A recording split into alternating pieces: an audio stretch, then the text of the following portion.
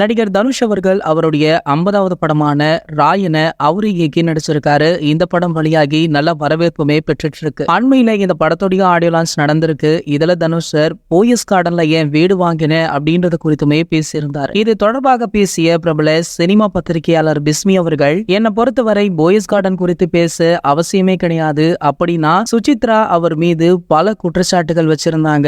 ஆனா அதை பத்தி அவர் வாயை கூட திறக்கல. எல்லாம் பப்ளிசிட்டிக்காக தன்னுடைய படத்தை பில்டப் பண்ண வேண்டும் அப்படின்றதுக்காக தனுஷ் அவர்கள் ட்ரிக் பண்ணி இந்த விஷயத்த மேடையில பேசியிருக்கார் அப்படின்னுமே சொன்னாங்க. இதனடுத்து பாத்தீங்கன்னா அவர் போயஸ் கார்டன் விஷயத்தை பத்தி பேசும்பொழுது தலைவர் ரசிகர்களுமே செம கடுப்பானாங்க. காரணம் என்ன அப்படின்னு பாத்தீங்கன்னா, இவர் தன்னுடைய முயற்சியால மட்டுமே இப்பொழுது தமிழ் சினிமாவில மிகப்பெரிய இடத்தை பிடிச்சிருக்க அப்படின்ற மாதிரி அந்த மேடையில பேசினாரு. மேலும் தலைவர் ரஜினி அவர்களை எந்த விஷயத்திலுமே மென்ஷன் பண்ணல. மேலும் இவருக்கு நிறைய பட வாய்ப்புகளும் போயஸ் கார்டன்ல வீடு கட்டுவதற்கு முக்கிய காரணமுமே தலைவர் ரஜினி அவர்கள் தான். ஆனா இந்த விஷயத்தை அவர் மேடையில ஒரு இடத்துல கூட குறிப்பிடல அப்படின்னு தலைவர் ரசிகர்களுமே செம்ம காண்டானாங்க. தனுஷ் அவர்களை சமூக வலைதளங்கள்ல திட்டியுமே தீர்த்தாங்க. சோ இதனடுத்து பாத்தீங்கன்னா சுசித்ரா விஷயம் நடந்த பொழுது கூட தலைவர் ரஜினி அவர்கள் தனுஷ் அவர்களை கூட்டு வார்ன் பண்ணாரு. சோ இந்த விஷயம் எல்லாம் ஒரு பக்கம் போக தனுஷ் ஏன் போயஸ் கார்டனை பத்தி பேசினார் அப்படின்றத நம்ம பிஸ்மி அவர்கள் தெல்ல தெளிவாக அந்த வீடியோல விளக்கியிருக்கு. இது போன்ற சினிமா செய்திகளை பத்தி நீங்க உடனே தெரிஞ்சுக்க நம்மளுடைய ட்ரெண்ட் செட்டர் அப்படின்ற நம்ம சேனலை சப்ஸ்கிரைப் பண்ணிக்கோங்க.